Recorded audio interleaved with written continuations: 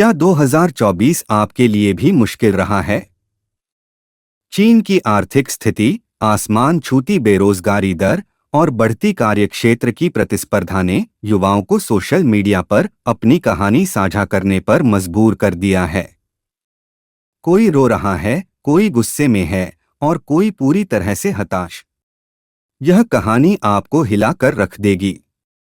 नौकरी छूटने की कहानी, जिंदगी के सवाल। मैं अब और नहीं जी सकती। मेरी नौकरी चली गई। आज काम पर मेरा आखिरी दिन था। सब कहते थे 2024 कठिन है, लेकिन मुझे नहीं पता था कि मैं भी छंटनी का शिकार बनूंगी।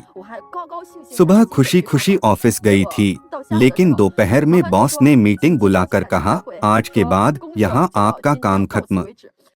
इस महिला की कहानी किसी की भी आंखें नम कर सकती है। वे कहती हैं, अब हर कोई पूछ रहा है कि आगे क्या होगा। बाहर नौकरी ढूंढना बेहद मुश्किल है। मेरी एक सहकर्मी, जिसने हाल ही में दूसरे बच्चे को जन्म दिया है, कहती है कि हर किसी को नौकरी ढूंढने में अलग अलग मुश्किलों का सामना करना पड़ता है। मेरे मासिक खर्च जैसे घर का कर्ज, बिजली पानी के बिल और क्रेडिट कार्ड की किश्तें, इन सब के बीच अचानक बेरोजगार होना बहुत बड़ा झटका है। नौकरी ढूंढने का संघर्ष। एक और महिला बताती हैं कि यह उनकी बेरोजगारी की 35वें दिन की कहानी है। मैंने सोचा था कि जल्दी ही कोई काम मिल जाएगा, लेकिन हर इंटरव्यू ने मेरी उम्मीदें तोड़ दीं। पूरे शहर में चक्कर लगाए, 50 किलोमीटर दूर तक गई। पैसे बचाने के लिए मैं अपने साथ पानी और ब्रेड लेकर जाती थी। लेकिन बेरोजगार लोगों की संख्या इतनी ज्यादा है कि नौकरी मिलना लगभग असंभव है। नई पीढ़ी और ग्रेजुएट बेरोजगार का फार्मूला। स्नातक हो रहे छात्रों के लिए ग्रेजुएट मतलब बेरोजगार जैसा हाल बन गया है। एक युवक ने निराशा से कहा, मैंने 985 यूनिवर्सिटी से पढ़ाई की, पर कोई नौकरी नहीं। बचपन में लगता था कि बड़ा होकर कुछ बड़ा करूंगा। अब बड़ा हो गया, लेकिन लगता है जैसे मैं किसी काम का नहीं। एक और युवा ने अपनी व्यथा यूं बयान की, 10 साल की पढ़ाई बेकार गई। माता पिता की मेहनत का पैसा और मेरी जवानी दोनों बर्बाद हो गई। सोचता था कि पढ़ाई करने के बाद अच्छी नौकरी मिलेगी। अब देखो, एक पैसा भी पास में नहीं है और भविष्य भी अंधकारमय लग रहा है। क्या कहती हैं रिपोर्ट्स?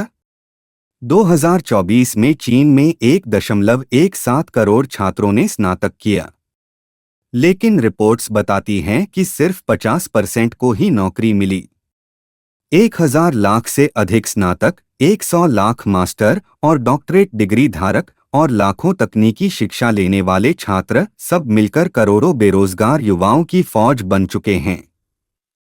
मीडिया का कहना है कि बेरोजगार युवाओं की संख्या 30 मिलियन से अधिक हो सकती है, लेकिन असल में यह आंकड़ा और भी ज्यादा हो सकता है।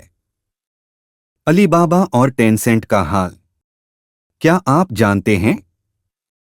चीन की सबसे बड़ी टेक कंपनी अलीबाबा ने 2024 की शुरुआत से अब तक 20,000 कर्मचारियों की छंटनी कर दी है।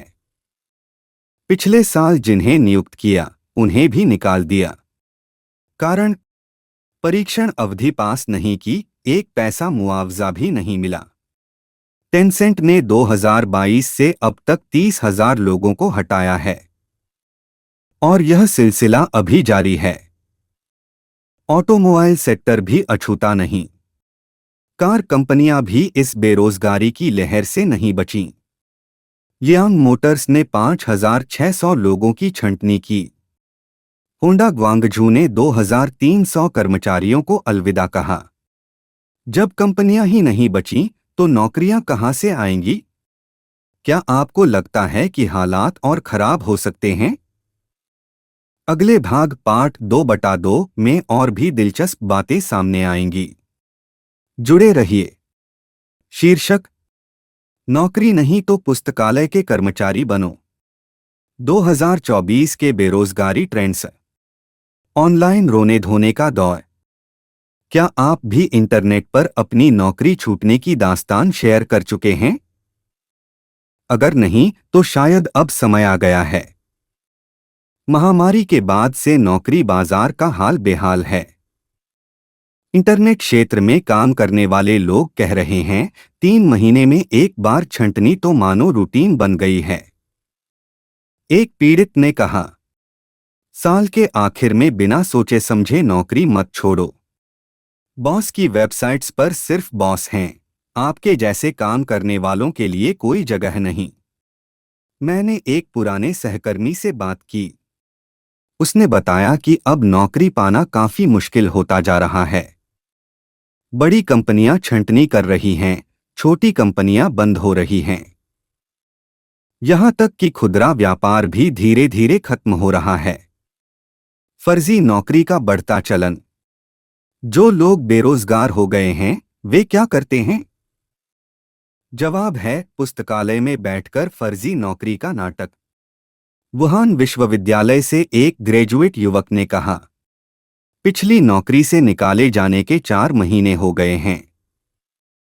तब से मैं हर दिन ऐसा दिखाता हूं जैसे मैं काम पर जा रहा हूं। सुबह 7 बजे उठता हूं, 8 बजे पुस्तकालय पहुंचता हूं। और हाँ, सीट पाने के लिए जल्दी पहुंचना जरूरी है, क्योंकि मेरी तरह बहुत से लोग वहां काम करने का नाटक कर रहे हैं। पुस्तकालय, खास तौर पर बीजिंग, ग्वांगझू और शेनझेन के, अब बेरोजगारों के अस्थायी ऑफिस बन चुके हैं। फ्री एसी, गर्म पानी और चार्जिंग पॉइंट्स के साथ यह जगह फर्जी ऑफिस जाने वालों के लिए परफेक्ट है। और सुनिए, शेनझेन पुस्तकालय अब पूरी तरह भरा हुआ है। हर कोई वहां रिज्यूमे लिखने, उसे अपडेट करने और नई नौकरी ढूंढने में लगा है। यह एक अदृश्य कार्यस्थल बन गया है। दिन भर यह सब करके घर लौटना सच में दिल तोड़ देने वाला है। स्टारबक्स और फर्जी ऑफिस। केवल पुस्तकालय ही नहीं, स्टारबक्स जैसी जगहों पर भी लोग लैपटॉप लेकर बैठते हैं।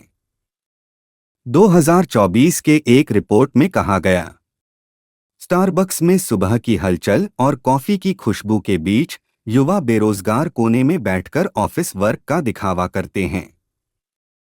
ये लोग असल में नौकरी की तलाश कर रहे हैं, लेकिन परिवार और दोस्तों के सवालों से बचने के लिए वे ऐसा करते हैं। 35 की उम्र और नौकरी का खेल। क्या आपको लगता है कि 35 की उम्र तक नौकरी की चिंता खत्म हो जाती है? नहीं, यह असल में तब शुरू होती है। अब कई कंपनियां 35 साल से ऊपर के लोगों को हायर ही नहीं करती। यह सुनकर दिल दहल जाता है। एक अनुभवी ने कहा, लोग कहते हैं कि नौकरी नहीं मिल रही तो आप काबिल नहीं हैं। पर सच्चाई यह है कि मौजूदा माहौल बेहद खराब है। हर क्षेत्र किसी तरह चल रहा है। यहां तक कि इंटरनेट क्षेत्र, जो सबसे ज्यादा लोकप्रिय माना जाता था, अब लागत कटौती के लिए बार बार छंटनी कर रहा है। आगे क्या? क्या 2025 में यह बेरोजगारी की लहर खत्म होगी? विशेषज्ञ कहते हैं, अभी तो शुरुआत है। आगे आगे देखिए होता है क्या। सामाजिक और आर्थिक टिप्पणीकार काई शेनकुन ने कहा, आने वाले सालों में हालात और खराब होंगे। कंपनियां निवेश नहीं कर रहीं और नए रोजगार के अवसर घटते जा रहे हैं। क्या करें? पैसा बचाओ, जोखिम मत लो। विशेषज्ञों ने सलाह दी है कि जब तक हालात सामान्य न हो, नई नौकरी के लिए इस्तीफा मत दो, नया व्यवसाय मत शुरू करो और निवेश से बचो। तो अब आपकी बारी है। क्या आप इस परिस्थिति में खुद को संभाल सकते हैं? क्या आपकी कहानी भी इस बेरोजगारी क्रांति का हिस्सा है? हमें कमेंट्स में बताएं और इस लेख को शेयर करें। अगले एपिसोड में मिलते हैं, तब तक के लिए संभल कर चलिए।